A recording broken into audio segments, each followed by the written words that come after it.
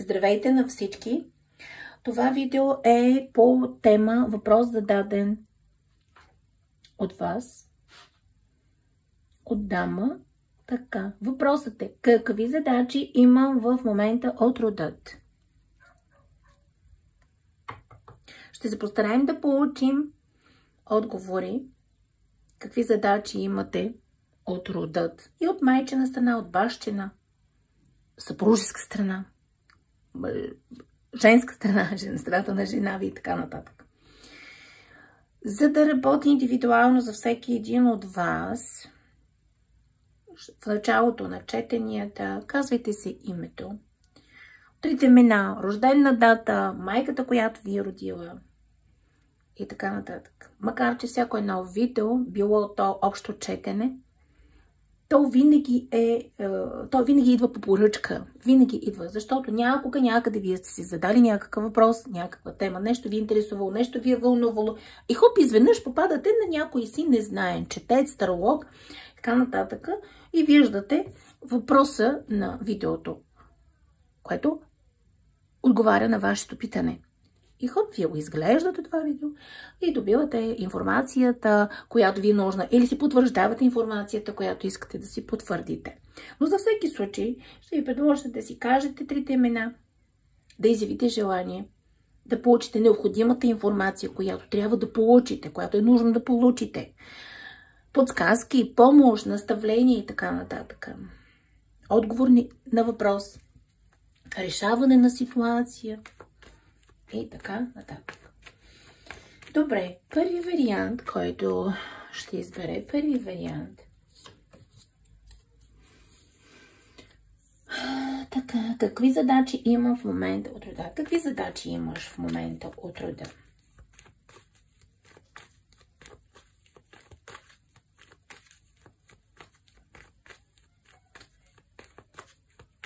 Какви задачи в момента?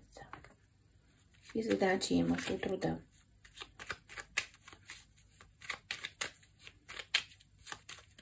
Какви задачи имаш от рода?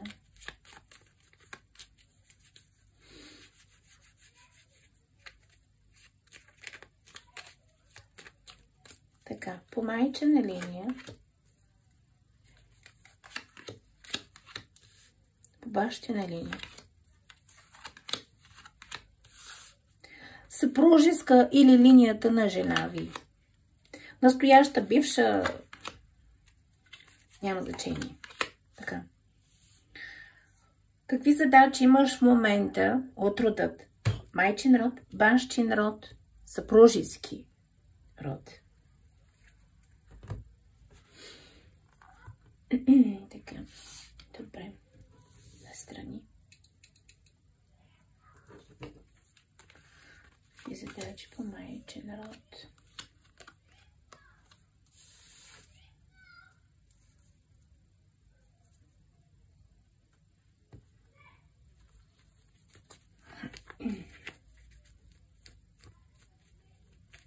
В момента може би се намирате в някаква ситуация, която изисква продвижване, изисква събуждане, изисква буквално просветление, изисква намиране на хармонията изисква намиране на баланс.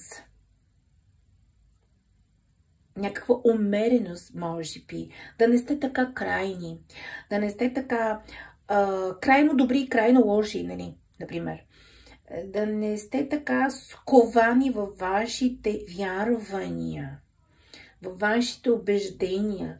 В момента урокът ви, или последно време, 3-4 месеца, урокът ви е бил такъв, просто да влезете в едно приемане, в една чистота, но чистота на съзнанието от към чистота, от към борба, от към дисбаланс. Изисква се тук, усещам ви, може би сте хора, които сте много така твърдо вярвате и подкрепяте вашите убеждения, което няма нищо лошо, но може би ситуацията ви кара И урокът, задачата, която имате в момента от рода ви, е да балансирате между духовност и материя, да балансирате между това, да приемате другите такива каквито са. Може би имате проблем с приемането на хората такива каквито са. Може би дълбоко във вас ви осъждате хората какви са. Да речем, как си позволяват свободно да общуват, как си позволяват свободно да критикуват, как си позволяват да живеят по този начин или така нататък, и така нататък. Какъвто и да е случаят ви тук, вашата задача в момента е да някакво ограничение да разчупите и да приемете света такъв какъвто е или хората такива каквито са. Може би са били по-критични или изисква от вас ситуацията да сте по-снисходителни. Може би по майчина линия хората са били, жените, мъжете, няма значение, са били такива или са били хора, които трудно виждате ли къде го кажа? Трудно приемате промените. Трудно се трансформирате. И не случайно запецнах тук на тези неща, защото вие може би трудно излизате от вашата зона на комфорт. Буквално ситуацията или задачата, в която живеете напоследък, изисква от вас да разчупи вашата зона на комфорт, вашите убеждения, вярвания, че да излезете на друго ниво, друго състояние.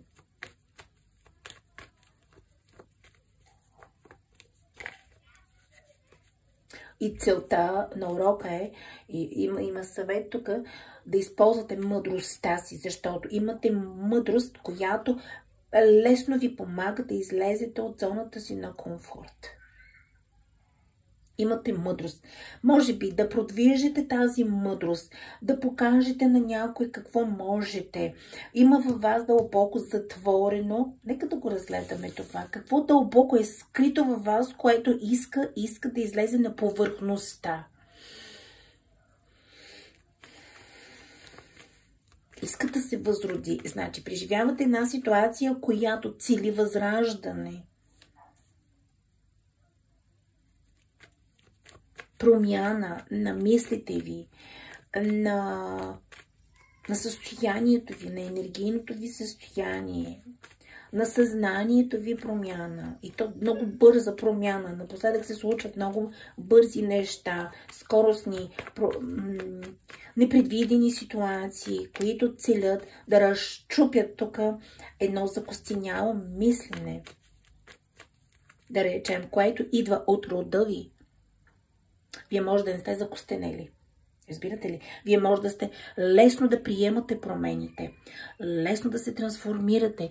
Вие може така да сте разкрепостени, да го кажем. Но ситуацията е малко по-засилена, за да ви пробва, да речем, дали наистина ще проявите този ваш усет и това умение да разширявате мъдростите си и да разширявате зоната си на комфорт, да разчупвате зоната си на комфорт.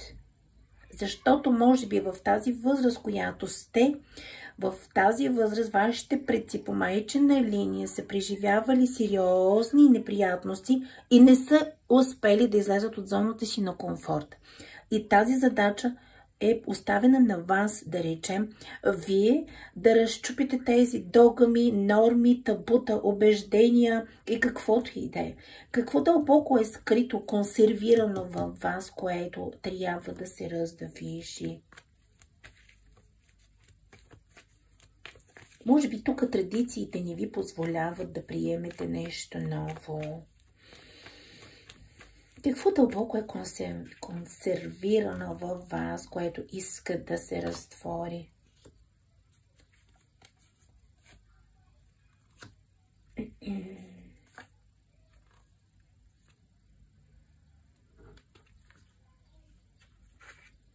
Мъжка карта.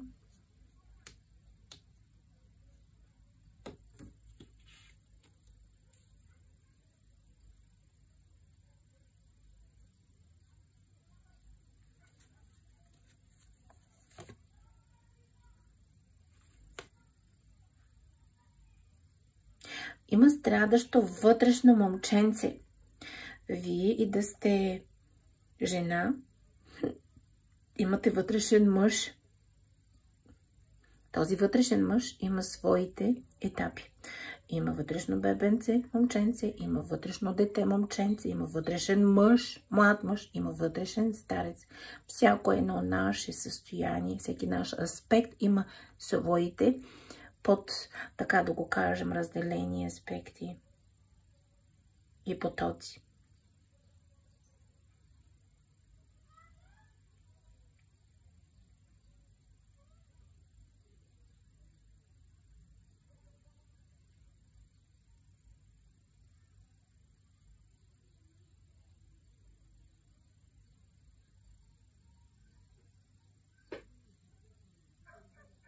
А при някой пък идва информация, че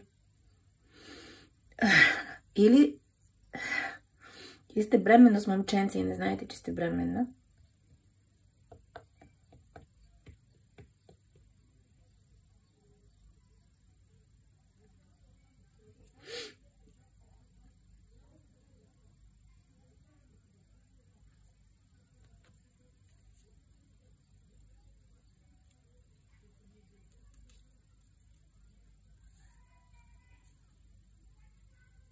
Или ситуациите, които преживявате, целят да ви възроди вашата енергия,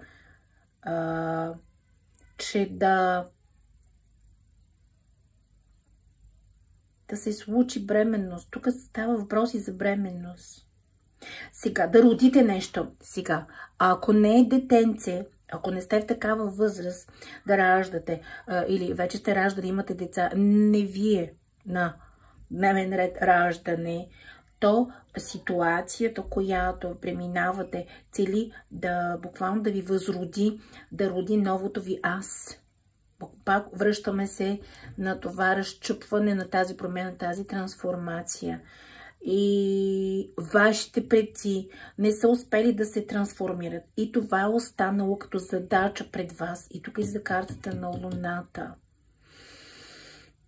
Защото не случайно се казва, децата, внуците са нашето бъдеще. Защото децата, внуците са тези, които се очаква, че ще живеят по-добре от предците си, от родителите си. Тези, които ще извършат нещата по-добре, отколкото предците и така нататък, и така нататък. Тук такива трансформации сериозни са предстояли и са ги и са изпадали в такива ситуации вашите предци по майчина линия, но не са успели да отключат тази трансформация. Да се родят отново. Да се освободят от догмите. Тук може би вие сте родов чистач. Не случайно питате задавате този въпрос. Какви задачи има в момента от рода?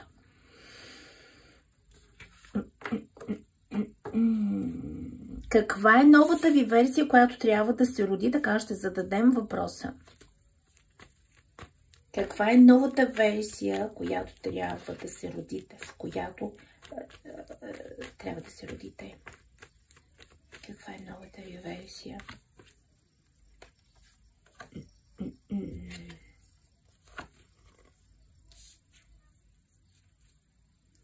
Просто да затворите всички канали към миналото. И да тръгнете напред.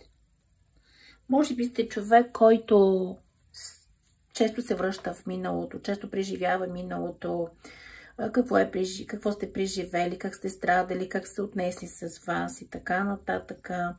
И това ви го прави мозъкът ви, защото той не обича да учи нови неща. Той е свръхмощно, да го кажем. Свръхмощност има в нашия мозък, но и нещо много негативно. Той не обича да учи нови неща. Той е и мързелив. Той е и интелигентен, и мързелив. Странно като комбинация, но мозъкът за това се получава тази зона на комфорт. Уж комфорт. Той не обича да учи нови неща. влезе ли в главата нещичко, просто трудно излиза. Свикнете ли да живеете по един начин, то много трудно да излезете от тази зона на комфорт, на познато, на удобно вече. И вашият мозък много често ви върти в миналото, преподнася ви разни сценарии и вие не знаете защо се сещате за тези неща. Но се сещате и почват да ви се въртат тези сценарии, сещате се, преживявате ги отново. Вашият мозък, вашият разум, да го кажем, той ви върти ви постоянно, за да страдате, не само да страдате, а за да не излезете от това, за да не го накарате да учи нови неща. Разбирате, да не го карате да създава нови невронни връзки. Затова ви се случват напоследък доста така е напрегнато и излизат най-различни неща, за които се сещате.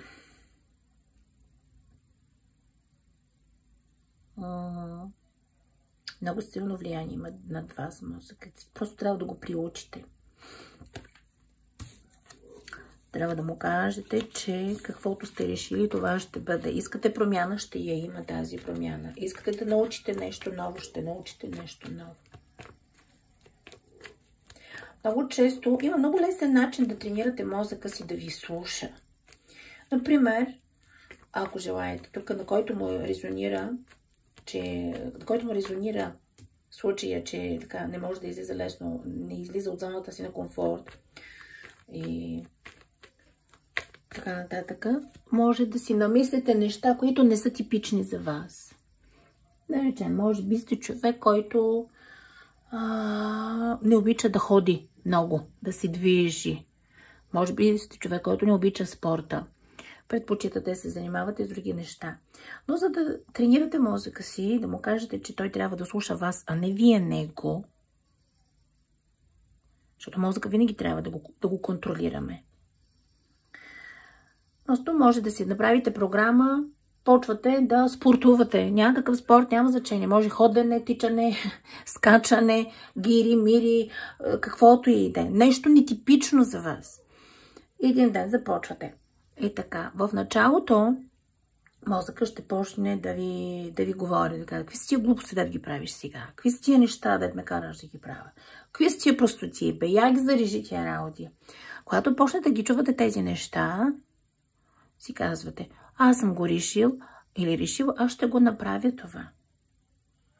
Продължавате си да спортувате, дори да не ви е приятно. Просто трябва да се научите, да контролирате мозъка си. По едно време, по някое си време, той пак ще се включи и каже, ай сега си глупости, за какво ти е този спорт, се потиш, да се занимаваш или пък да ходиш, да тичаш. Какви си тия глупости, дето ги правиш? Когато ги чувате тези неща, вие отговаряте съзнателно. Това съм го решила аз или решил и ще го направя. Колкото пъти ви се противи мозъка, толкова пъти вие също му казвате, аз съм господаря, аз решавам това и аз ще го направя. Правите това движение, тази практика, това спортуване толкова време, докато спрете да чувате този глас. Докато култивирате вашия мозък, че трябва той вас да слуша. Разбирате ли? За да може при следващ път, когато решите да направите някаква промяна в живота си, да приемете някакви знания, без значение какво, като му зададете това, че се задава промяна и трябва да се направи промяна, той няма да ви се противи. Той ще ви слуша. И по-бързо ще научавате неща, по-бързо ще ги усвоявате, по-бързо ще протичат промените и така нататък и така нататък. Ако пък сте човек, който обича да спортува и това няма да ви свърши работа, просто си намислете нещо, което е нетипично за вас. Нещо нетипично. Ако не сте пушач, мразите цигарите, купете си кутия цигари и пускайте там, запалете си я, миришете си дима, дърпайте, окадете се едно хубаво и мозъкът ви ще почне да ви говори. Какви си тия глупости, дето ги правиш сега? Ма ти не пушиш, зарежи ги тия неща.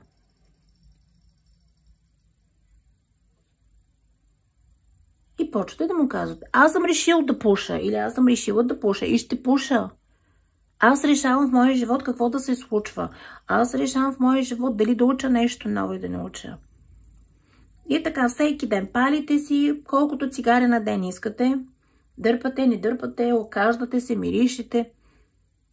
Той пак ще започне да ви ги задава тези въпроси. Правите това, докато спре мозъкът ви да ви оговаря, да ви се съпротивлява. Така най-лесно и най-бързо може да култивирате мозъка си да ви слуша. Да приемате новите неща. Да лесно да излизате от зоната си на комфорт. Защото мозъкът, бидейки такъв мързелив и не обичайки да приема нови неща, вие може цял живот да си стоите в страдания. Може да сте много читави хора, много умни, много кадърни, много свестни, много качествени, много достойни за красиви, хубави неща. Но мозъкът ви е мързелив на всеки един от нас, не само вашия. И той си е свикнал в страданията, на него се му е познато. И да отидете някъде да се изчистите. Много често се задава този въпрос. Имам такова видео, едно информативно. Защо се връщат негативите? Ами дори най-силният практик да ви направи изчистване на каквото и иде. Вие не култивирате ли мозъка си, ментала си? Той може спокойно да си предърпа отново негатива. Ако не същия, то някой друг, който ви се намира в полето ви, човек, сходен с този негатив, който сте имали вие, без значение какъв негатив. И мозъкът може да го просмуче, да го предърпа, защото му е нещо познато и той няма да се налага да учи, няма да му се налага да формира нови невронни връзки и така нататък. Затова е много важно да култивираме мозъка си, да не го оставяме сам да решава. Да не говорим, че мозъците са ни контролирани по най-различни начини отвън. Накратко казано, тук е така. Ако сте човек, който сте ви казвали, ти си в зоната на комфорт, не излизаш в зоната на комфорт, това е много кратък начин и лесен да култивираш мозъка си. Да му кажеш, че ти си господаря. И че ако е дошло време да излезеш от трудностите, от страданията, от въртенето, от емоционирането, от връщането в миналото, от живеенето в миналото, то значи, че това ще стане. Защото ти го избираш. Ето, картата говори. Гората винаги е символ за подсъзнание. Мечката винаги е излизане от трудностите. Много хора не могат да излязат от трудностите, само защото мозъкът им е мързелив и не иска да учи нови неща. Може да е много болезнено, може да е много трудно, може да е много калпово, но това си е познато. И затова е зона на комфорт. Затова като почнете да се чистите, да правите, да учите нови неща, започва да боли главата. Защото мозъкът почва да се съпротивлява. Ако не успее да ви свали, да ви слуми чрез главоболие, на втория, третия ден, примерно започнали сте нещо, без значение какво, на втория, третия ден почва да се обажда. Бай, сега си глупостите. Какви си глупости да ги слушаш? Бе, мани ги тези медитации. Абе, дай си хванем нашата, да си пострадаме, да си седа на гъза, да се вика. Да не се занимаваш с тия неща. Остискате ли минимум седмица, да не му се поддадете на мозъка, то вие спокойно може да овладеете ситуацията. Тук има нужда да поработите с вашият мозък, да го научите. Накратко казано, ще го кажа мозъкта и те са там 3 различни мозъка. Но, накратко казано това, има хора тук, които не излизат от зоната си на комфорт, колкото и да е калпаво. И задачата ви от рода, женският род, в момента майчин, е точно тази, защото те са такива хора, може би, които са страдащи, живеещи в миналото, непредприемащи нови неща. Виждате, че им е гадно трудно, обаче си стоят там в това положение и не смеят да мръднат. Вашата задача е тази. Успявате ли? Ще успеете ли? Ще успеете, разбира се, успявате, защото щом се подава такава информация, или сте го преминали, или предстои да го преминете и успешно ще се справите с това, да излезете от тази зона на комфорт, която е болезнена, която не е приятна. Ще създадете ново. Ето го. Браво, чудесно. Така ли да го... Ето, виждате ли? Дървото.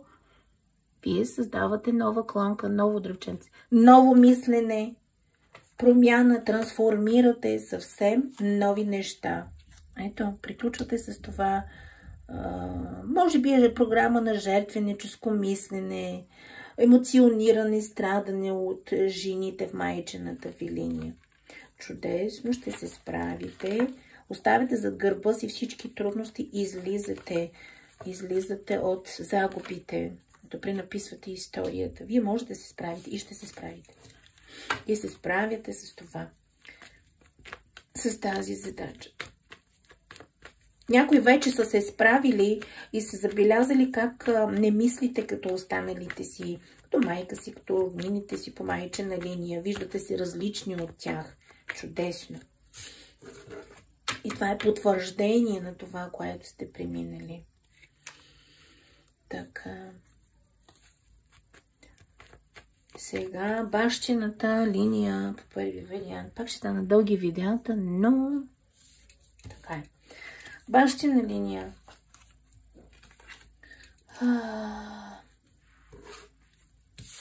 Бащина линия.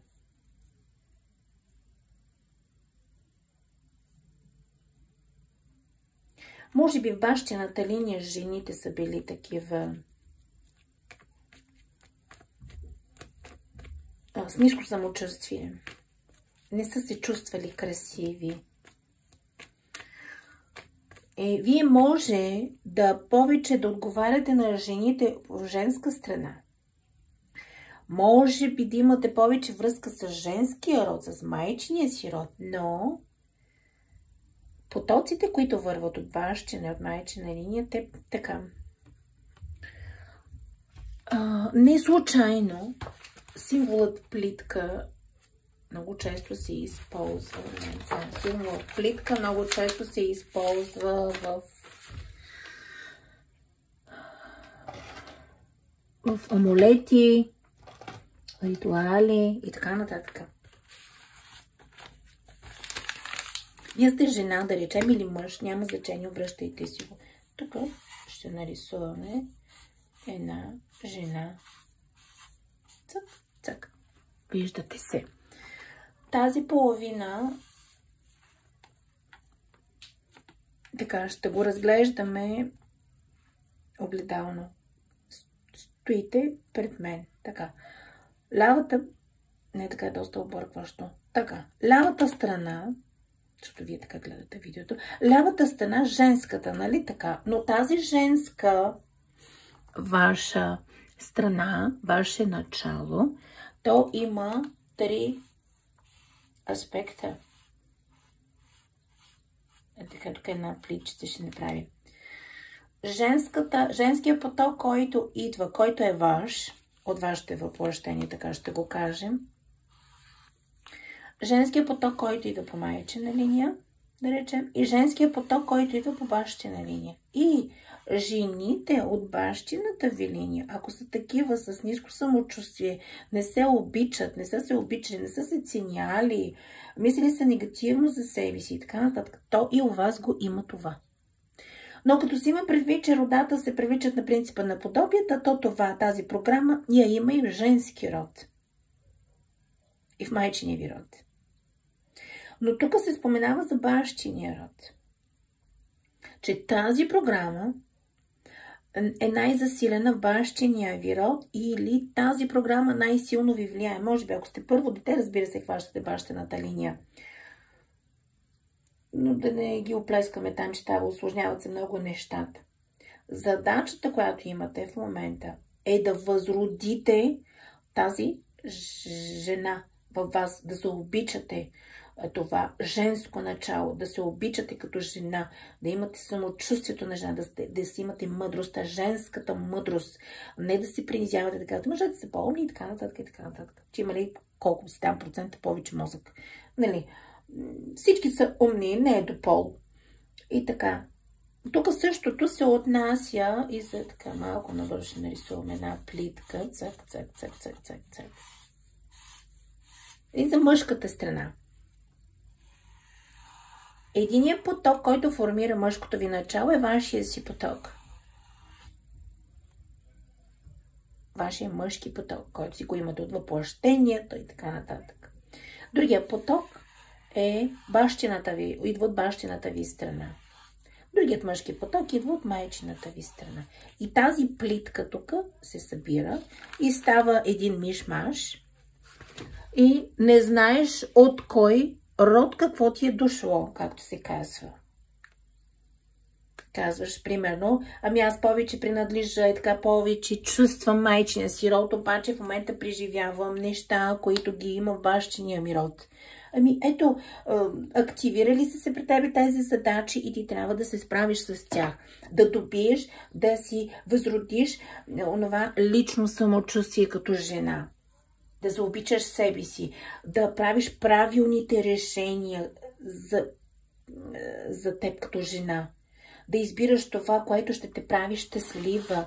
Може би жените в майчиният род, в бащиния, извинете, са били такива, които са се примирявали, отстъпвали са на другите, не са се чувствали достойни за това, че те заслужават да бъдат щастливи, да имат хубави неща и така нататък, и така нататък. И тук не случайно е сложено това черното на гърдената чакра. Жените в бащиния род просто не са умели да се заявяват, да устояват себе си като жени. И на вас ви се паднала честа да решавате тази задача. Справяте ли се? Добре, някой иска съвет. Някой иска съвет. Дай да обърна внимание на съвет, пък той е много ясно, че ще се справите. Да попитаме висшите сили, висшите вязове, пазителите, хранителите, регинята на бащиния род, съвет, как да възродите това женско начало в себе си, как да заобичате себе си, какво ви пречи да заобичате себе си, да зацените себе си, да си вдигнете това самочувствие като жена. Какъв съвет? Да си вземеш мъдростите, които премина през тук. Значи, партньорите в живота. Моля ви, мъже, жени, обръщайте си го за вас. Но повече са жените на канала и нормално да говоря повече са жени. Пътят, животът, през който сте премини, партньорските отношения, как са ви унижавали като жена, как не са ви приемали, как не са ви уважавали като жена, как са ви ползвали буквално да угодите тук, да почистите, да сготвите, буквално пипеляшка. Как не са ви ценили като жена, като партньорка. Това иска да каже всички мъдрости. Съветът е този. Живота, който преживя, е предостатъчен урок и съвет. Най-накрая да се превърнеш в онази лисичка. Да избираш себе си, да обичаш себе си, да цениш себе си. Не е да си лукава, а да си хитра в положителния смисъл. Онази богиня, която лисицата никой не може да я дресира и казва какво да прави, никой не може да я вкара от чужди коловози. Лисицата има нрав, характер, харизма и така нататък. Тя не се подчинява на никой. Животът ти до тук е предостатъчен урок и ти много добре знаеш какво премина, казват.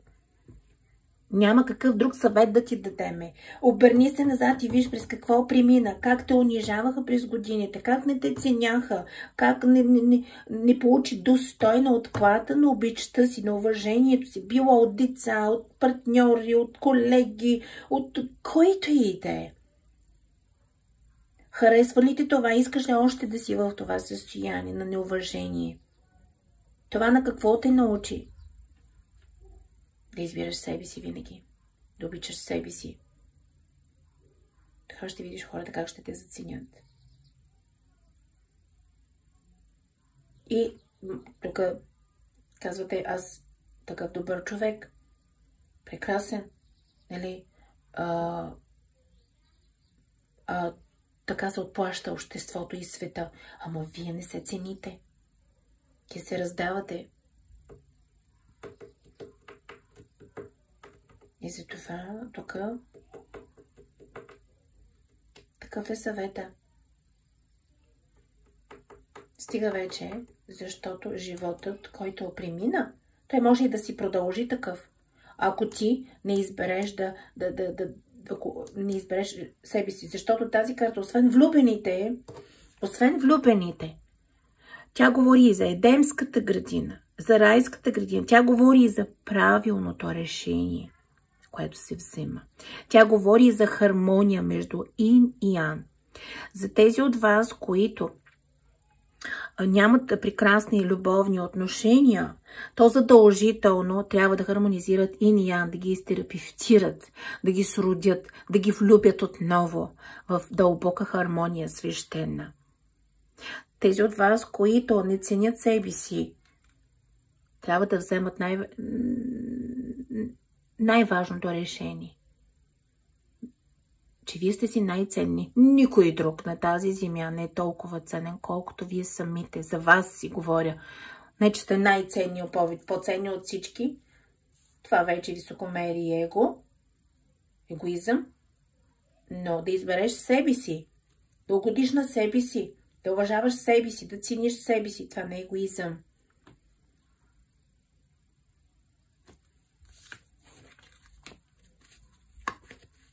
Какъв друг съвет?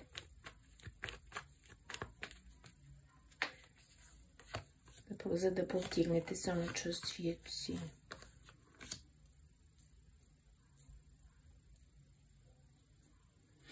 При някой идва съвет да погледнете по друг начин на живота. Да, той си продължава съвета. Може би си иска от вас да погледнете на живота и от към страната на това, че живота също може да бъде и красив, и хубав, и щастлив, и прекрасен. Така ли? Живота може да бъде устойчив, стабилен.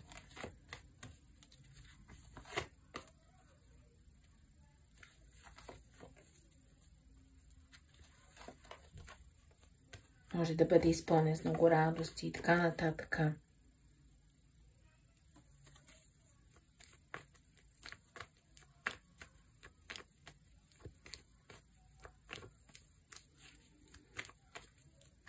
Така, да попитаме.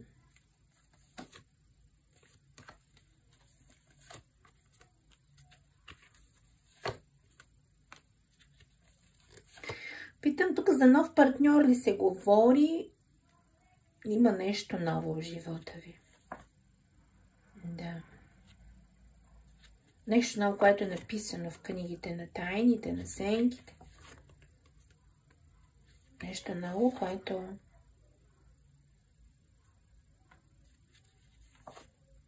да. Любовта, за която сте мечтали и ще ви помага точно бащиния род.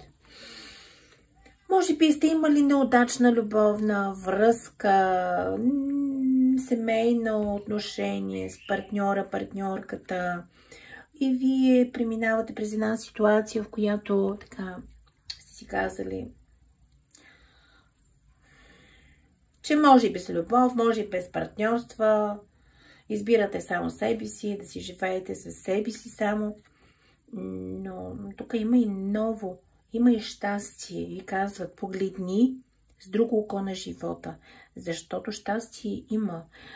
И тук питах за нов партньор ли се отнася?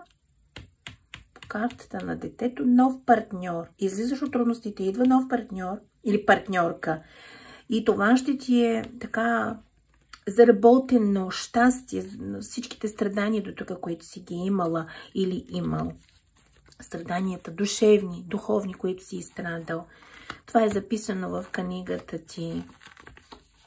Ще се трансформираш от всички загуби, ментални, любов и така нататък. И ще ти бъде помогнато от бащиния род. Защото, може би сте преживели програма на нещастни любови или програма на самота сте изцелили от бащиния род, че те ще ви помогнат с партньор. Я да видим.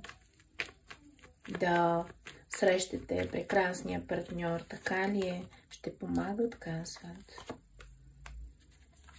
Да, ще те съветват, ще комуникират. Да вземете правилното решение. Тук, при вас, ако не се отнася за любов, каквато и да е ситуацията, те ще ви помогнат да вземете правилното решение, тук да промените живота си. Но по чашата в ръката си има предвид, че няма да сте сами, ви казват. Вие никога няма да сте сами. Ако вече сте се отчаяли, че ще бъдете сами.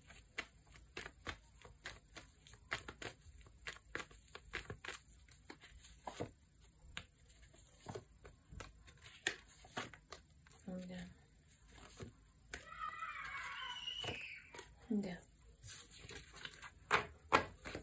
Това беше по бащин род.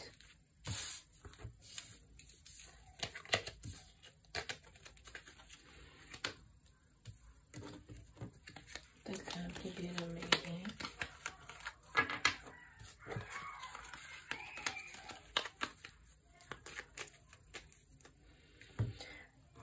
Съпружеския род, бивш, настоящ, така нататък. Имате ли дете или деца от бившия ви партньор, вие завинаги оставате в полето на мъжевия род, в структурите на мъжевия род и той ви разглежда като негово дете. И децата ви се ползват с пълни права, вие не. Но децата ви се ползват с пълни права от към помощ, ресурси, здраве, блага, които им се полагат от бащиния род. Нали, всичко е строго индивидуално, стига въпросните деца да не са нарушили някакви закони, които да ги лишават от тези права и така нататък, но това са други теми. И тук най-случайно се споменава този въпрос. Ако имате затруднение от към жилище, финанси, здраве, всичко свързано с децата ви, искате да сте спокойни за бъдещето на децата ви, да им намерите подходящо училище, дом, развитие, така нататък, вие спокойно може да се обръщате към мъжевия ви род. Те ще ви осигурят всичко, което е необходимо за децата ви. Не за вас, за децата ви. Вие имате право да ходатайствате за децата ви, не за вас. Това е достатъчно. Пари, здраве, ресурси, помощ, закрила, защита. Родът си защитава и си пази своите, но когато се обърнете и ги помолите така, макар ментално, те обръщат внимание винаги. Така, задачата, която имате към мъжевия род, съпружеския род.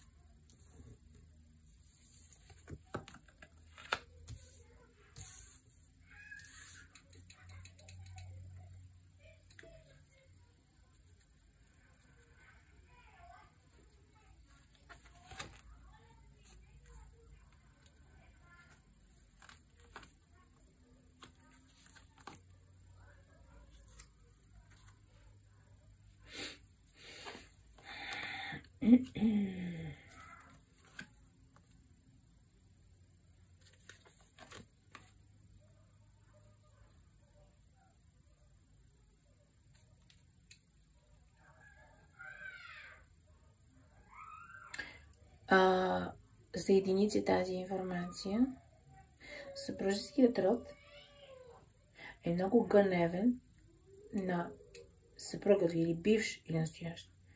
И ще го накажат. Има неизпълнение тук на договорености между вас. Има съглашение, което е подписано пред пазителите на рода между вашият съпруг, бивш, настоящ, така както няма значение, и вас. Така, извинявам се за шума, но децата си играят отвън. Може би нещо свързано с деца. Не случайно се обаждат. Може би нещо свързано с деца, дете. Може би не е достатъчно се отдае към децата. Не желая да има деца, не е желал да има деца. Вие си го знаете случая. Може би прекалено егоистичен.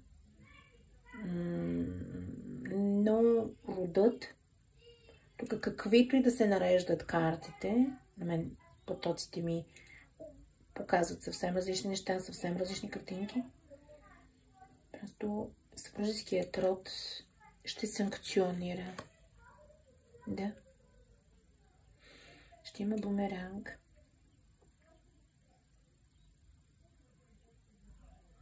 Ще има бумеранг. Ако не на съпруга ви, на бивш настоящ, то на някой мъж. Я брат, я свекър.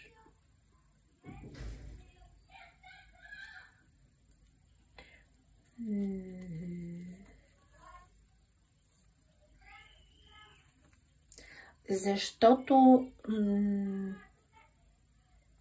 изобилие, което сте внесли в този род, без значение какво е изобилие, финансово, парично, процветание, жива енергия, чиста, нова, възраждаща енергия, то това не е било оценено. Не го оценяват, не са го оценили. Да.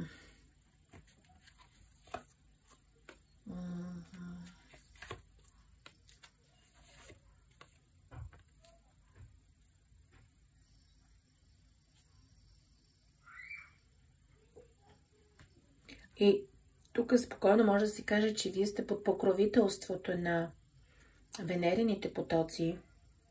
Планета Венера. И може да сте и шестица. Може да сте родени 6 месец. Може да сте код 6. Може да сте на 24-та дата родени. Но има шестици в датата ви. Просто Бог Шукра своите си ги пази много и самият този аспект отмъщава за тези, които са наранили неговите неговите деца, така ще го кажем, подопечни. Неговите протежета, подопечни, буквално думата подопечни. Тук може би сте забелязали, че ако някой нещо ви направи, просто вие не правите нищо, но той си го получава. Същото говорят и за партньора ви. Бивш, настоящ и така нататък. Той ще си получи своето. Заради неуважението към вас. Сега, вие може да не се разбирате с съпружеския род, с физическите в момента присъстващи, но структурите, пазителите на рода, те нямат такива емоции, да речем, нашето си е нашо. Ще си го гледаме и ще си го хвалим, ще си го обичаме, па чуждото, нали, кучето го яли, както казват. Не. Там няма емоциониране, там има справедливост. В пазителите, духовете, охранители, пазители, регенти и регини на рода. Майката и таткото на рода. Да не говори за програмиста на рода, който запуснал този род, тази програма. Там са много далече нещата, дълбоки. Може би преживявате неща неприятни с партньора ви, с бащата на децата ви. И това иска да кажа рода, че те ще си го понапляскат, като тяхно дете ще си го понапляскат. Като цяло доволни ли са от вас, ще питаме тук. Вижте, вие може нищо друго да не сте направили за този род. Но родите ли деца, разбирате ли? Това не, че ви поставя на пиедестал. Едва не ви прави звезда. Но родите ли деца на този род, вие го обогатявате. Вие привнасяте нова генетика. Вие разширявате. Ако пък сте родили момче и така нататък, вие помагате на този род да се развива. Ако пък вие самите сте от род, който е силен, има си своите заложби, има си своята енергия, сила и така нататък, вие привнасяте от вашата генетика във вашия род. Вие също получавате от мъжкият род блага, защита. Но тук специално иска да се каже, че вие сте си свършили работата пред рода на мъжа ви. Какъвто и договор. Какъв договор имате с мъжовия съпружески род?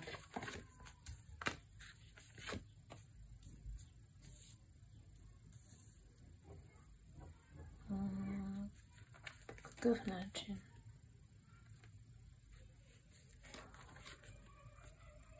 Да, пратени сте тук. Просто да го трансформирате този род във всяка една сфера. Чрез енергията, която имате. Чрез децата, които ще родите или сте родили, и това как ги възпитавате, как ги отглеждате, как ги обичате, как се грижите за тях. Това е възраждане на рода. И тук си иска да си каже, че вашата задача, чрез това новото, което сте привнесли в рода, трябва да сложи край на всичко това, което е било преди. Като негативи, като програми, като установки, всичко. Изцяло да продължи наново този род по нов начин. Да се отключи силата, възможностите, промените, процветанието. Щом ще наказват тяхното си, както се казва, тяхното дете, значи вие вашата задача сте я изпълнили. Вашата част от договора. И може би неприятностите, които преминавате в момента, дали някакъв развод, дали искате да се разделяте с партньора ви, дали се карате, дали се джаркате, иска да ви кажа, че това го прави родът на партньора ви. За да може вие да си вземете вашето, той да си вземе неговото, както се казва, всеки да си получи според заслугите. Да.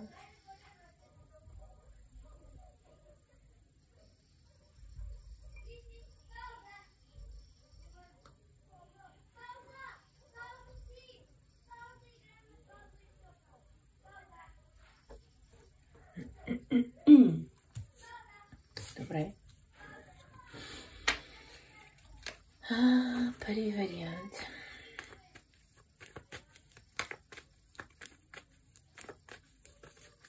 Така, приключихме с първи вариант. Да видим втори вариант.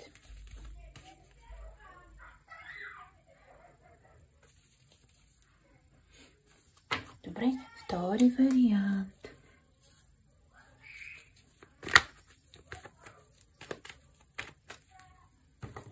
Че ги бърках картите.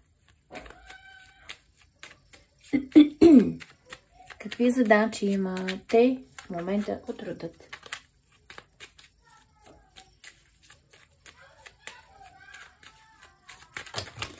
Тук, тук един вариант ще има, защото казва всичко огледално тук. Просто толкова зеркалене има, че каквото е в майчиния род, каквото в бащиния, такова и в съпружеския. И вие това сте го забелязали. Разбирате ли? Има сериозно... Пак да си го повторим. Родовете се привличат на принципа на сходствата.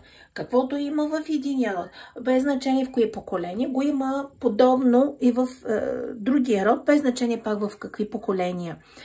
Но тук специално за втори случай, който ще изберат, и на вас ви направило впечатление, че каквото има в единия род, майчиния ви, го има и в бащиния ви. Малко, лекичко, нали, видоизменено като персонажи, но същото като сценарий. И ви имате чувството, че уж сте омъжени за съвсем друг род, пък си живеете в вашия си род все още. Едно такова. Даже няма да не е изключено, ако и фамилиите, може би и фамилиите съвпадат. И бащината ви фамилия, и съпружеската ви фамилия може би съвпадат.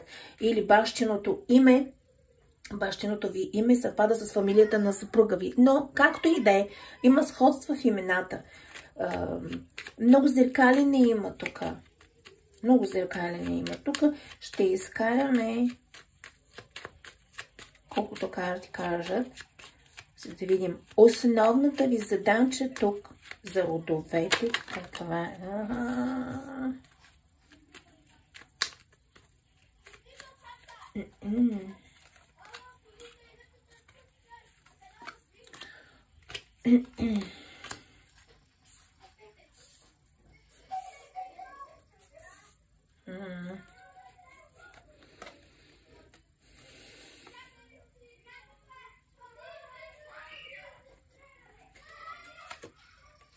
Да. Много самота в тези родове. Много смъртни случаи, много блокажи, много живи мъртъвци буквално идва като дума. Отчаяни от живота, не им се живее. Пиянски истории, програми на самота, негативни мисли, черногледство, и то много черногледство. Тук си мисля, че едва ли не, дори сте го чували много често, че откак са се родили с черен повой са ги завили. Разни такива неща. Откак са оженени в черен повой, даже тук не може да се чуе никаква хубава дума за женитбите, за нищо хубаво. Ни в един, ни в другия, ни в другия. И вашата задача е с един куршум и трите рода да опаткате. Значи, променяйки себе си, вие променяте и майчиния, и бащиния ви род, защото роде във вас. И на дъното тази карта. Ето. Просто да промените промяната, дали в семейните отношения или да отведете рода в по-красиви, по-приятни времена и нива на живот. А това са тези нива, към които се стремиме. Тук може би, ако сте много висок код, по втори вариант, който ще изберете, ако сте много висок код, това са все кодове от 5 нагоре, сте все такива звездни кодове, трансформатори, целители, тук и седмици има, десятки има родови чистачи, четворки има родови балансьори, трансформатори, тройките родови хармонизатори, или накратко така казано, просто с вашия начин на живот, с това какви промени ще настъпят у вас, как вие ще се трансформирате, как вие ще започнете да гледате на живота, как вие ще живеете, как вие ще се развивате, как вие ще се разширявате.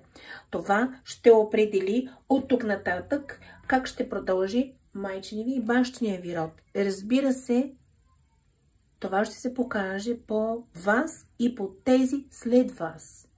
Може да не повлияете на рода, защото не ви е работата да чистите рода, а да пречистите програми. Това значи да затворите кранчето, вратите, каналите, порталите към миналото, негативното и да започнете да живеете на чисто.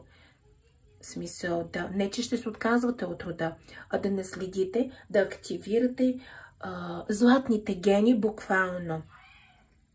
Най-много да повлияете на майка си, на баща си, на братите си, на сестрите си. И то ще им въздействате само ако те вътрешно така го приемат и са отворени към това. Ако си имат своите съпротивления, няма да се случи. Всеки си има свободната воля. А пък в мъжовия род, просто чрез децата, които ще родите или сте родили, вие ще карате това процветание, тази трансформация. Да ги повторим. Програмите са буквално при някои много млади са умирали, мъже, жени и така нататък. Нереализирани, млади хора.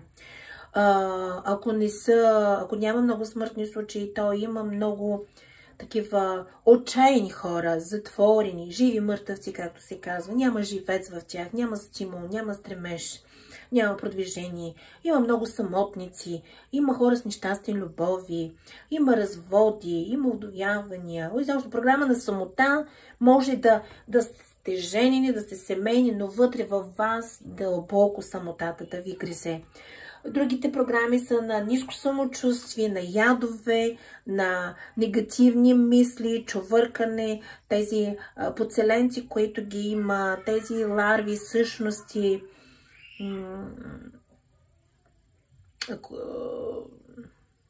които ни мътят мозъка и така нататък, ни държат в негативните нива, в страданията. Всичко това ви е задача да го трансформирате. И то уроците, които преживявате, които сте преминали, целят да ви изведат именно на това ниво. Да спрете да страдате. Да спрете да се унижавате. Да спрете да мислите негативно. Да няма в живота ви такива затруднени ситуации. И трите рода просто еднакви са. Еднакви родове са. Справите ли се? И може ли някакъв съвет да ви се даде тук от бащата на мирозданието? Колкото и гръмко да звучи. Тук няма да се очуда, ако сте някакви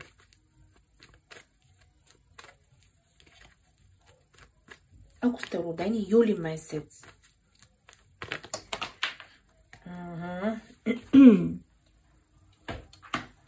Когато Творецът, бащата на мирозданието, както казват, самият Творец, когато иска да твори тук долу, когато иска нещо да промени, да сътвори, той праща винаги такива свои частици юли месец. Без значение каква дата. Това са все творчески личности, огнени, с много мощни потоци, трансформатори, да творят, да съзидават, да градят, без значение в какви области. Творецът какъв съвет ви дава? Бащата на мирозданието. Какъв съвет ви дава?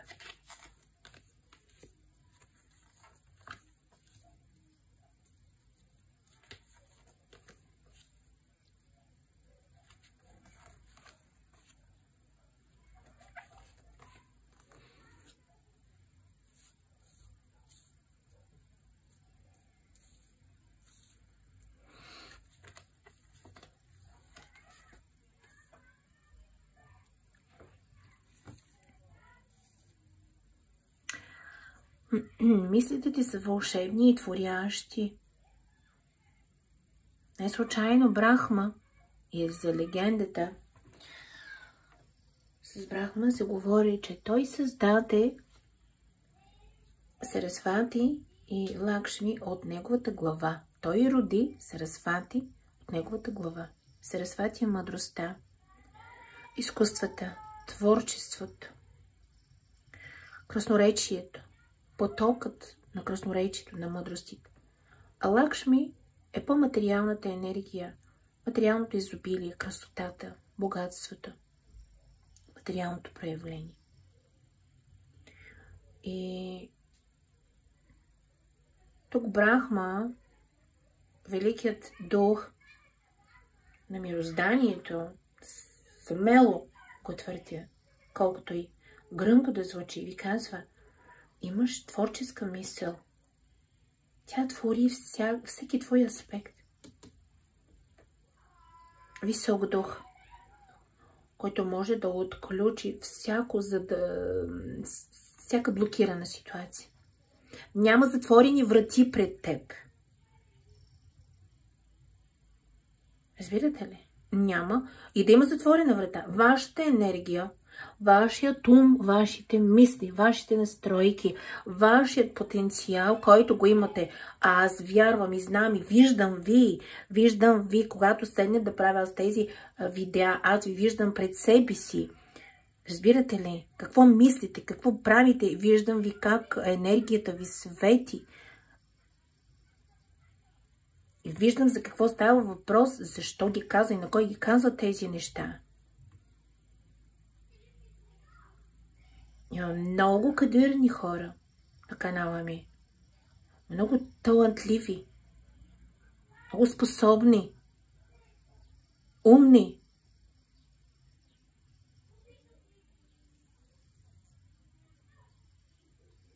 Мисълта ти е творяща. Разбирате ли? Всичко може да сътвориш с едно желание. Просто вълните, които се излъчват от нас, мозъчните вълни, те творят. Да, има нужда да ги съчетаем с звукови вълни, а именно силата на словото, емоционалните, любовните, силата и вълните, които излизат от сърцето. Но най-напред е мисълта.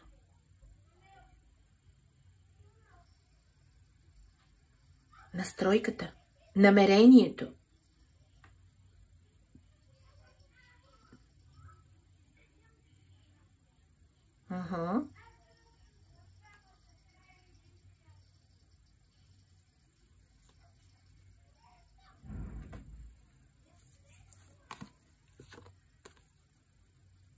Вие просто работите с материализаторските аспекти, творчески материализаторски аспекти на сътворението.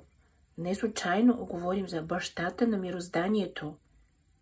Този, който е сътворил всичко това, който го е проявил.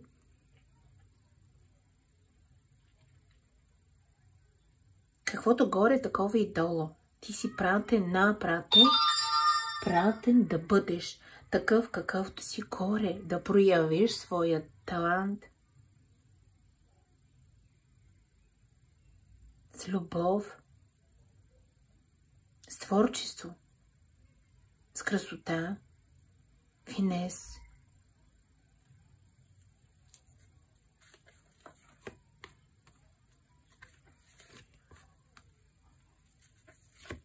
Не емоционирай, не губи своят потенциал в страдания, в негативи, в сълзи,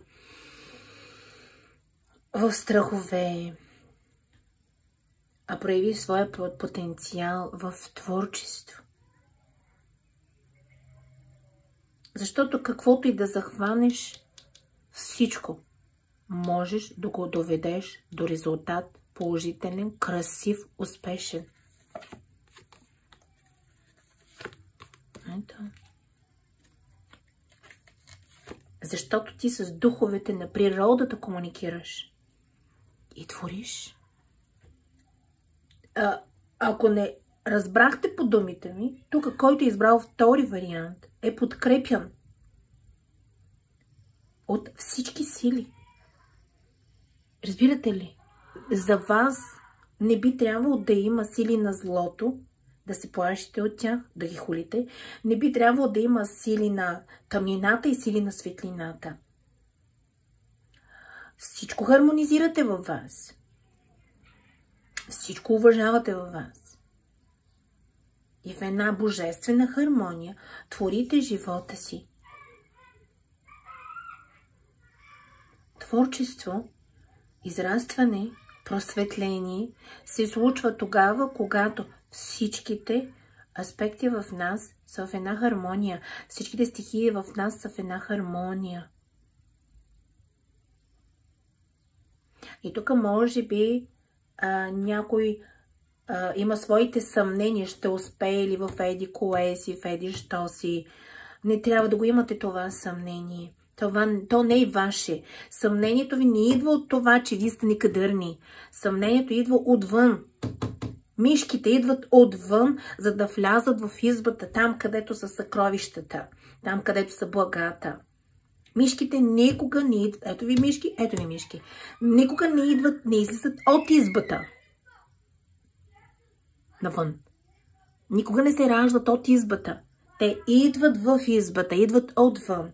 Затова е символът мишка тук плъх, негативите, съмненията, страданията, униженията, особено съмненията.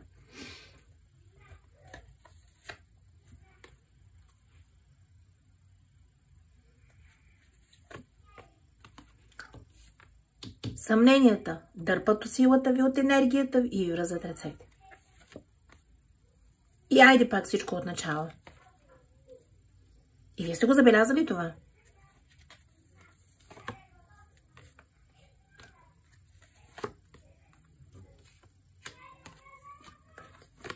И така.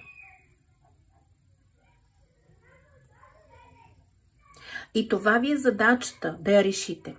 Защото вие можете да сте силни, смели и така нататък. Но програмата, състоянието, което вие изцелявате и трябва да изцелите, задачата, която имате, да не попадате в съмнение, защото съмнението, което идва отвън и така нататък, влиза във вас. Започва много стабилно да ви точи енергията, много стабилно да ви връзва ръцете, вие изпадате в някаква меланхолия, страдание, бум, потъвате на дъното на вашите емоции, настрадвате се не на хубаво, страдате си, през това време се точат, вие имате потенциал творчески, божествен, сакрален, най-сладкото за тук, за системата, за матрицата. Влизате в това страдание, въртите се в това страдание. После изведнъж решавате, че трябва да вземете решение да излезете от тази ситуация, защото не ви харесва да страдате. Започвате пак всичко отново. Стигате до някакъв момент и после пак решавате отвънка нещо да ви впуска някакво съмнение. Пак завъртате този същия. Ето го ето и самата зона на комфорт. Тук и по първи вариант, каквото говорихме.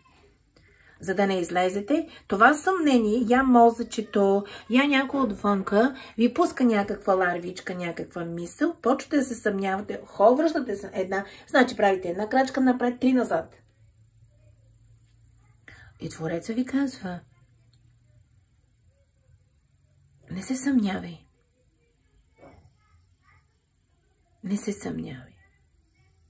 Работи, действай, развивай се. Имай пълната вяра, че всичко ще доведеш до прекрасен резултат. Това, за което си там, то ще се случи. Така.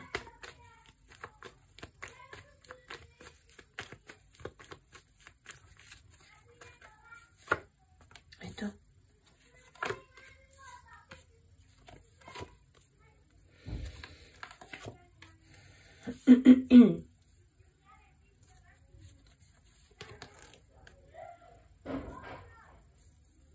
Аз ти помагам, казва. Разбирате ли? Вие това сте го забелязали. Зад вас стои сила, огромна сила. Вселената, мирозданието е зад вас, колкото и смело и гръмко да ви звучат тези думи. Самата Вселена стои зад вас. Тук по втори вариант. Тя вярва във вас. Твореца вярва във вас. Кои сте вие, че да не вярвате във вас?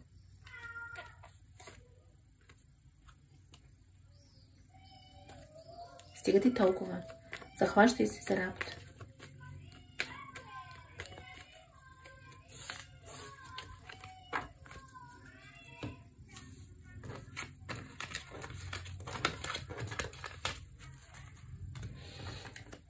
Тук по втори вариант разбрахте.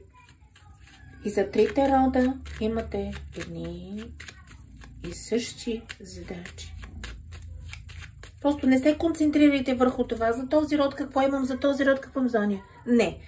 Каквото и да правите, вие благоприятно, нали, смисъл такъв положително, разбира се.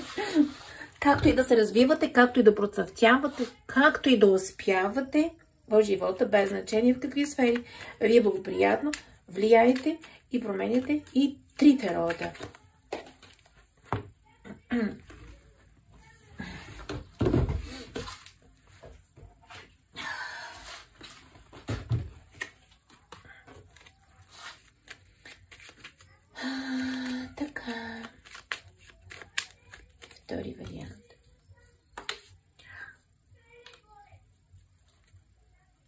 Трети вариант.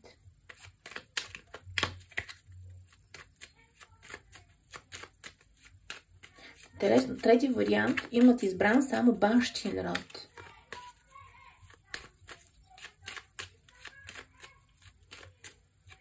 Трети вариант, който ще избере, може би сте трети деца. Третото дете се води аутсайдър, не да си ги повторим. Първото дете в вашата бащиния род и основно решава и му влияят неща от бащиния род, но всичко е строго определено пак от индивидуалния договор, споразумение и съглашение, които има самата душа към рода. Първото дете хваща бащиния род, второто дете хваща майчиният род, третото дете аутсайдер се води, което не му влияе нито единия род, нито другия. Той има пълното право и свободата да живее за себе си, както се казва, да създаде нова клонка към това родословие и да твори нови програми и така нататък, но пак опираме до индивидуалния договор, съглашение, споразумение с духовете на родовете. Може това трето дете да избере някой един от родата, примерно който го сметне за по-подходящ, да го кажем. Дали майчин, дали бащин, няма значение това.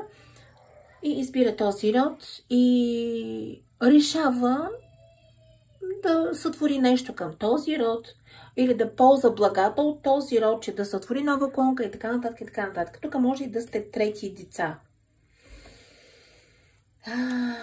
Трети деца, да. Добре. Бащиния род, основно тук имате задачи пред него. Той ви дава задачи.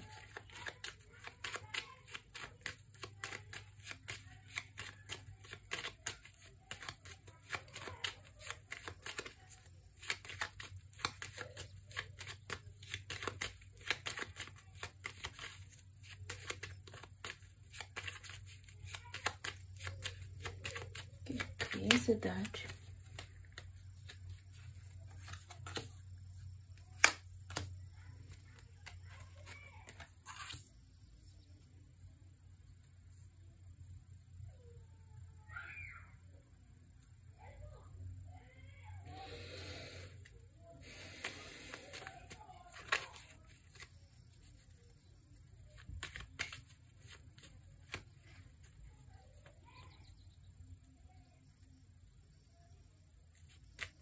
А може би сте избрали тук и първи и трети вариант, защото ми казва, че по първи вариант каквото се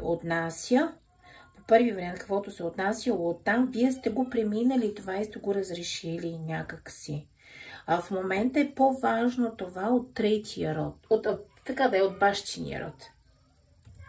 Но има и такива, които са избрали само трети вариант и имат задачи в момента да решават от бащиния род. Отново опираме тук до женското самочувствие. Може би вашата задача тук, вашият урок е да се научите на лично пространство, на лична свобода, на лични граници, да си имате ваше местенце, в което да се осамотявате, да си имате ваши моменти на осамотяване сама със себе си. По тройката това е хармония вътре в себе си. Задачата ви е тази да създадете, да възпитате в себе си една вътрешна хармония, една хармония с самата себе си, едно единство вътре, един уют, един мир, една тишина, едно спокойствие и личните граници. Защото явно тук прекалено много позволявате да ви се влиза в личното пространство. Якомшики ще ви се бъркат в личните неща. Я ще говорите много за личните си неща. Има неща, които трябва да останат насаме, за вас са.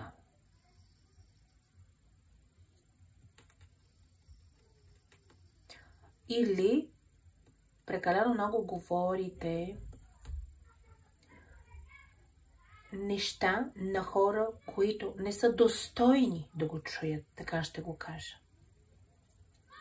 Както се казва в едно слово, не разсете бисерите си пред прасетите.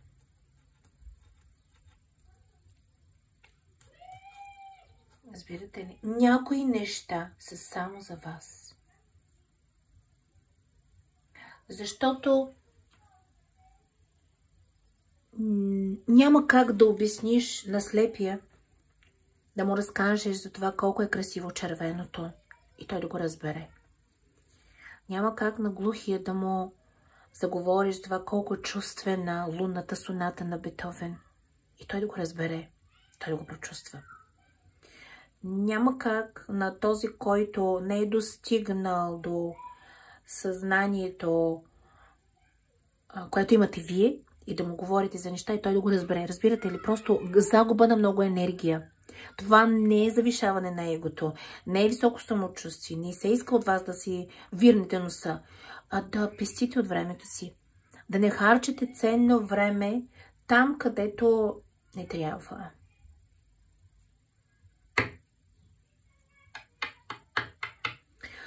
Да не получавате също, а да възпитавате чрез примери. Начина, по който живеете, така да вдъхновявате. Вие имате задача да се научите на това. На вътрешна хармония, лични граници, да устоявате личните си граници, да преценявате правилно пред кой какво да говорите, да не ръсите, буквално да не ръсите бисерите си пред прасетите. Да не отдавате от благата си на недостойните. Да не се раздавате. Да създадете един вътрешен мир. Да оставате често насаме. Да си имате вашето местенце, където вашата света е светих, както се казва. Дали ще е в гората и ще имате прекрасни моменти в природата, сами със себе си, сами с природата. Дали ще са на плаж, дали ще са на река, дали ще са във ваша стая някъде, да си запалите ароматна свеж и да останете насаме със себе си. Дали вътре във вас прекалено много допускате да има излишна информация или излишно да прибивават вътре. Я същности, я та. Да създадете тази райската едемската градина вътре във вас. Тази свобода, това спокойствие. Да не го търсите отвън. Какво пречи на това спокойствие вътре във вас? Я да видим. Какво пречи на спокойствието и хармонията вътре във вас?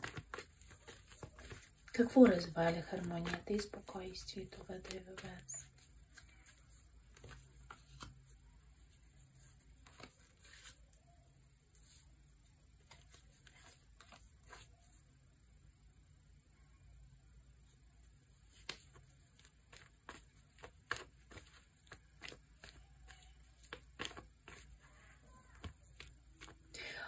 Вашето вътрешно дете се чувства неразбрано от самата вас или самия теб. Самия вас, да. Вашето вътрешно дете се чувства неразбрано.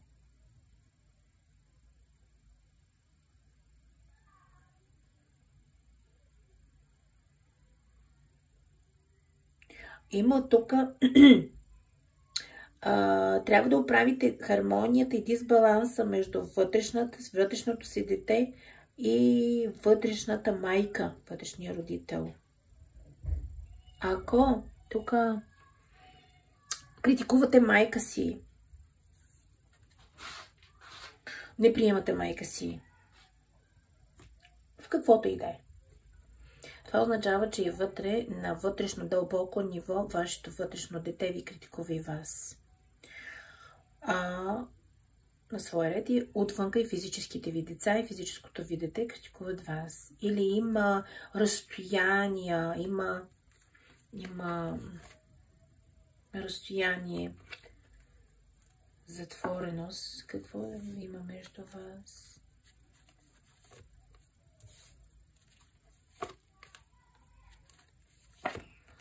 Нещо не приемате идеите на вътрешното си дете. Демек не вярвате в себе си, че може да... Наистина това, което го мислите да е така. Не разрешавате на вътрешното си дете да твори. Тук трябва да изцелите наистина травми с майката и ваши детски травми. Примерно, ако не са ви разрешавали неща, ако не са ви позволявали, ако често са ви забранявали неща, ако не са ви давали да се изразявате, ако не са ви така, са ви слушали, са ви чували, тук има нужда да изцелите такава травма. Всъщност такава травма има в бащиния ви род. Примерно, оттам те са влезли, баща ви, може би е такъв в жертвеническа програма и дори си е избрал такава жена. Привлякал в живота си такава жена като майка ви, да речем, която е по-властна, която не му дава така правото да се изрази. Да. И този вътрешен дисбаланс е нарушен във вас, защото има тук дисхармония. Няма разбирателство между вътрешното дете и вътрешната майка.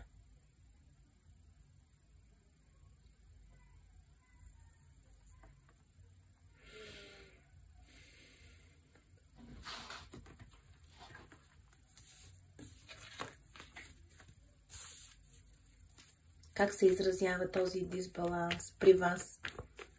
Как да го усетите, че най-така при вас? Как?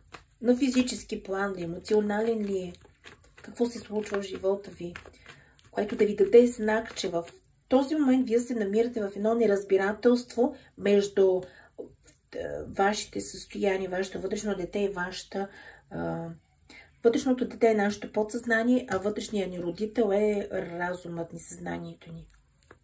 И трябва да има хармония. Какво значи? Когато ние пожелаем нещо и дойде някакъв импулс и че искаме да направим нещо, това е нашето вътрешно дете. А вътрешният ни родител веднага почва да реже крилцата и му казва, нали, не, това няма да стане, това не може така да стане, за това нещо трябва да еди какво си. И веднага почва да му реже крилцата. Ако вие тук сте дете, на което са му режели крилцата като малки и просто са ви блокирали вашето мечтание, вашите мечти, вашите желания, то има нужда тук да изцелите вашето вътрешно дете. То чака от вас, не от физическата ви майка. Вашето вътрешно дете ви възприема вътре, ви възприема вас като негова майка, защото вие сте неговата майка, вътрешна. И чака от вас вие да го изцелите, да му повярвате. Тук някой няма вяра в себе си, има ниско самочувствие, не е убеден, че може да постигне еди какво си.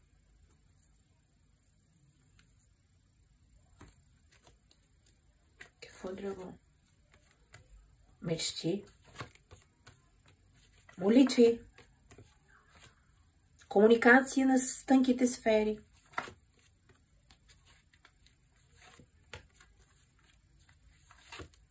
Има яснота, има творчество, има отворени потоци и възможности за сътворяване, но се иска между вътрешно дете, т.е. вътрешният творец, вътрешния ви Бог, творецът, който ви дава импулса, мечтите, идеите, желанията. От вас се иска, като вътрешен родител, като зрял родител вече, да си позволявате. Какво значи вътрешния родител, когато не позволява? Да речем, имате много работа. Примерно, едни битови примерчета. Нямаме нужда от академични термини и разни засукани думи. Простичко по-човешки да се разберем. Примерно, имате много работа. Много работа. Без значение какво. Да чистите, да готвите, да отидете къде си там да свършите нещо. Обаче отвътре вътрешното ви дете Иска да постои, просто е така да постои, да помързелува.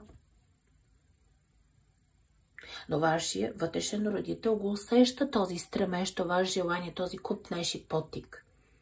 И си казва, не, имам сега много работа. Не, кой ще ми свърши работата, ако се седна, ако спра? Трябва да го свърша това. Ето това означава, че вие не слушате вътрешното си дете.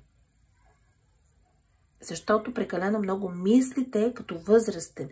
Да, прекрасно нещо е да сме в по-зрелите вибрации, а не в вибрациите на малкото сърдитото дете. До тук говорим за съвсем друга връзка. Когато помечтаете нещо и имате някакъв стремеж, не го режете веднага. Поне го разгледайте. Поне го разгледайте. Вашето вътрешно дете има милион идеи. Но то пуска една. Пуска една капсулка. И в тази капсулка като идея има безброй много идеи, които могат да се развият. От вас се иска просто да я приемете тази идея, да я прегледате поне, най-малкото. Да я нахвърлите на лист, на хартия, да я нарисувате, да я напишете, каквото и да е. Най-малкото поне да я обърнете това внимание, а не веднага да я режете.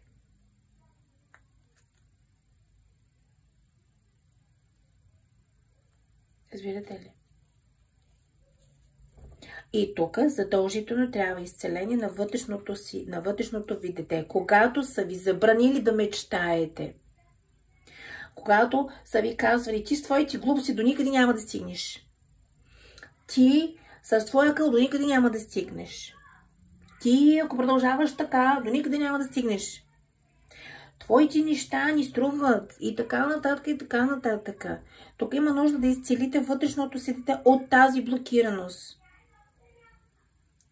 И да махнете от себе си. И другото, което трябва да изчистите, е вашият женски аспект. Канала на майката. Защото вие сте приели образа. Вашето съзнание ви лишава от възможност и ви кастри веднага. Вие сами кастрите себе си и си режете крилцата точно така, както вашата майка ви е рязала крилцата. И това ви е задачата на вас. Да решите този въпрос. Да си позволите да бъдете и достойни да получавате прекрасни резултати от вашата работа, от вашите идеи. Достойни сте да довеждате вашите мечти и желания в реални проекти и резултати. Изцелите ли, направите ли това изцеление на вътрешното си дете и връзката родител-дете, нали, вътрешен родител, вътрешно дете? Какво се случва в живота ви?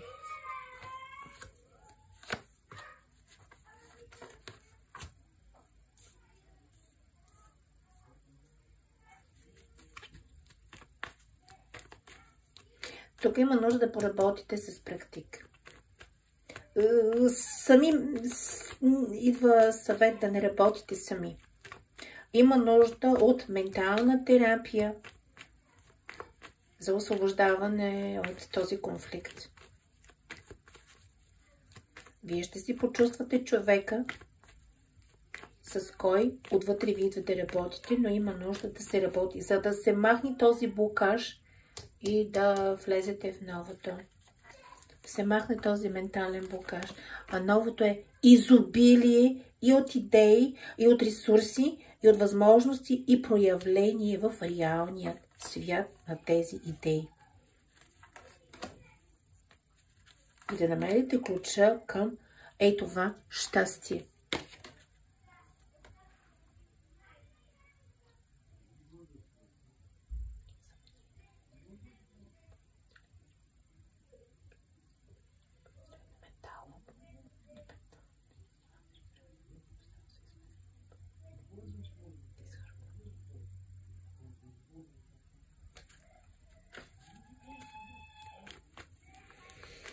Да.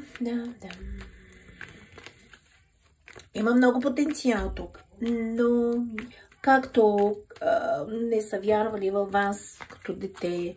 Достатъчно е на детето да му кажеш стига своите глупости. Край. Достатъчно е на детето да кажеш ти за нищо не ставаш. Край. До там.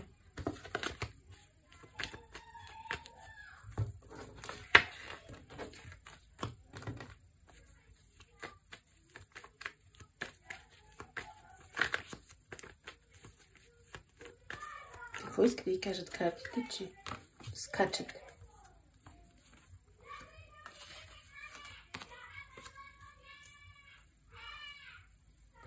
Това, за което дигаш ръцете и през целия си живот работиш, за успехи, за слава, за таланти, за реализация, за сбъдване на мечти и така нататък. Онова, за което дигаш ръце към нас, както казват, към силите и ги молиш и ги славиш, така нататък. То е записано в книгата ти. То е записано да го преживееш това нещо, да ти се сбъдват тези неща, да ги реализираш, да ги стабилизираш в реалния живот. Да береш резултати прекрасни на твоите мисли, проекти, стремежи и така нататък.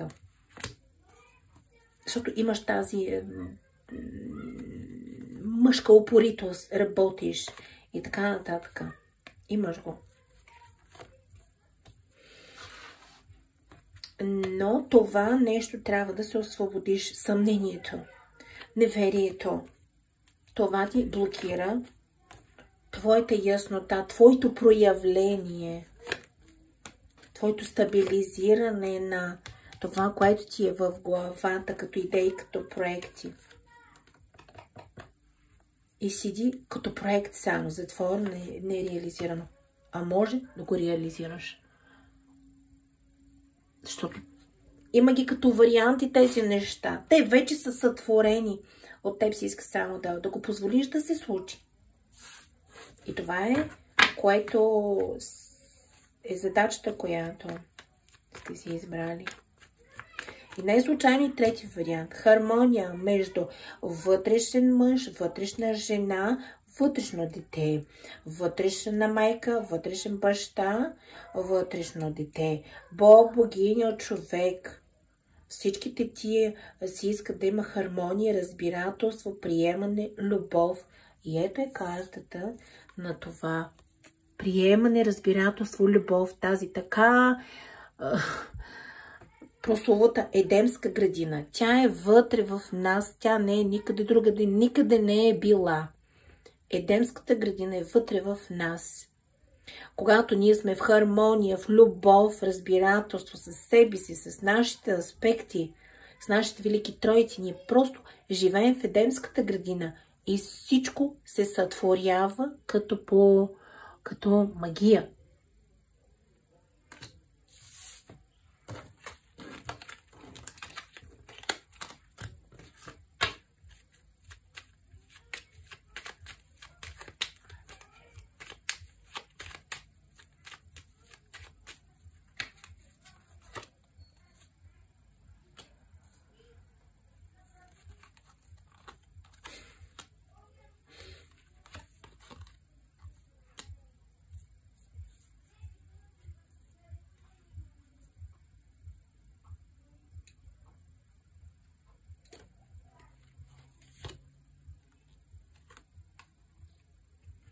Подсказка от Вселената питах.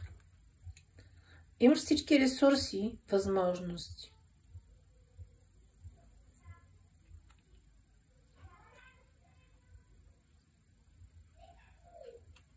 Да успяваш винаги. Да се освободиш от тези негативи, тези мисли, тези съмнения. Имаш всички ресурси. Иска вяра, иска да си разрешиш, да си позволиш. Тук също може да поработиш и върху това да се освободиш от забраната си да живееш и да бъдеш. Защото много често се случва ние още дори в утробата на мама, още и като се родиме, получаваме една такава забрана да бъдеш. Разбирате? Забрана да бъдеш. Примерно, не са харесали това, че сте се родили момче, пък са искали момиче. И само да го чуете това. Ма той е момче. В детенцето веднага се активира програма забрана да бъда. Забранявате си да бъдете това, което сте. Забранявате си да имате, забранявате си да живеете, забранявате да сте щастливи и така нататък, и така нататък. Има нужда изцеляване на вътрешното дете. Ако работите върху вътрешното дете, то работете още работете върху вашето вътрешно дете.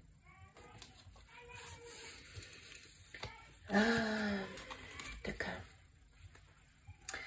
Благодаря за тази тема. Изключително интересна. И вярвам, че е и полезна. Благодарим на дамата, която я зададе темата. Аз ви пожелавам всичко добро и вярвайте в себе си.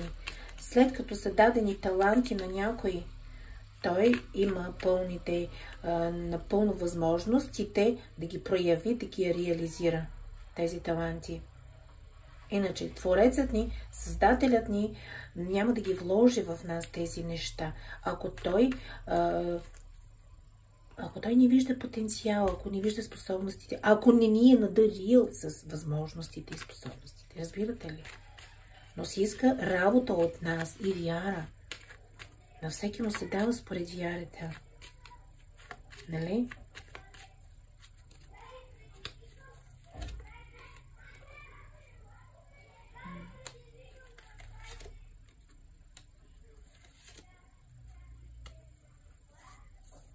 Ако вярвате, че ще сте самотни, вие ще бъдете самотни.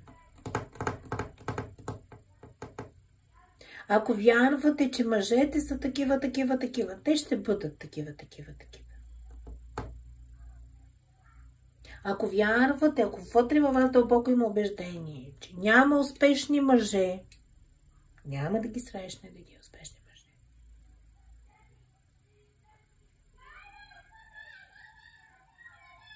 Ама тук идва един тънък момент, че вие не позволявате и да се проявят към вас. Тук специално за някои. Вие и не позволявате да се проявят към вас. Затваряте се и си гукате от кулата и си казвате, няма свестни мъже. Ама не може да познаваме всички мъже. Въобще с 1 милион мъже да сте спали и да сте преживяли там някакъв опит. На земята са толкова много. Можете ли да кажете, че всички мъже са такива?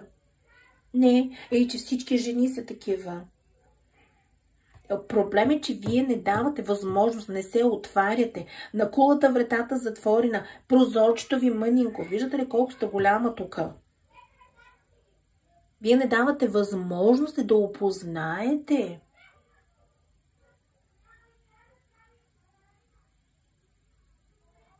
И още без да знаете дали нещо ще се случи, вие вече сте го обрекли. Ами то няма да стане.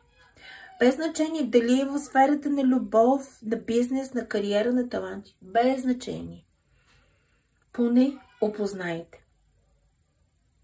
Поне дайте възможност да изследвате, да разучите импулса, който идва вътре от вас. Не си казвайте, че е невъзможно и далечно.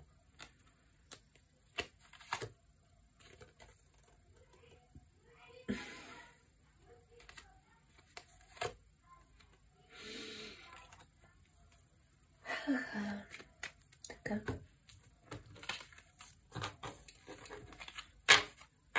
И знаете, че има една дума, защото вие тук си казвате, то е невъзможно и далечно, но то пък иска да дойде при вас. 3. Имаше един израз. Това, което търсиш, търси теб. Така че, позамислете се върху това и работете. Позволете си да бъдете. Позволете си правото да сте щастливи. Да имате това, да я преживеете онова и така нататък. Благодаря за темата. Аз ви казвам чао и успехи на всички. Успехи!